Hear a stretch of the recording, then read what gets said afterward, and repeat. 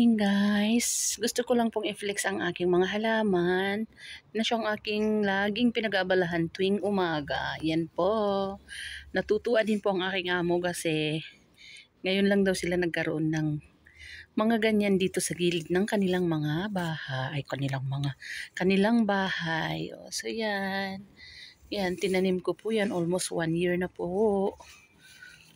Yan. Kasi nga, new employer ko nga dito.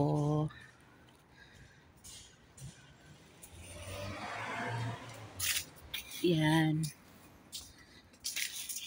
New employer kasi ako dito. Mahigit 1 taon na ako kasi nung time na na-COVID ako, bigla akong nirelease ng aking amo. For almost how many years na nag-stay ako sa kanila. Tapos bigla nila akong nirelease nung natamaan ako ng COVID.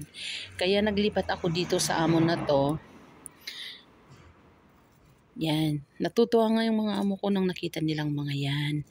Sabi nila, ako lang daw ang gumawa niyan. Yan. Dumating kasi ako dito, walang kahalaman. Yan lang mga puno ang meron. Yan.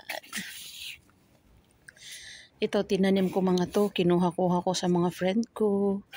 Diyan, naghingi-hingi ako sa mga kaibigan ko na nagtatanim din. Pero yung mga pot, nadatnan ko dito na puro empty. Kaya yan, lahat yan,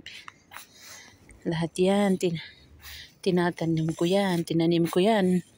Oh, may kamatis pa ako dito. Oh, diba? Tinatawanan ako ni amo kasi nagtanim ako ng kamatis. So,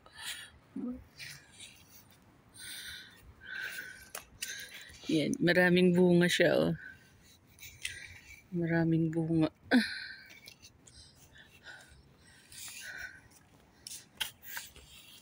Diyan pa, oh, yung mga bulaklak na. Yan, mga halaman na tinanim ko. Pero ito, katatanim ko pa nga lang to. Tignan ninyo. Hindi pa siya. O, yun yung sili, namatay na. Ubos na kasi.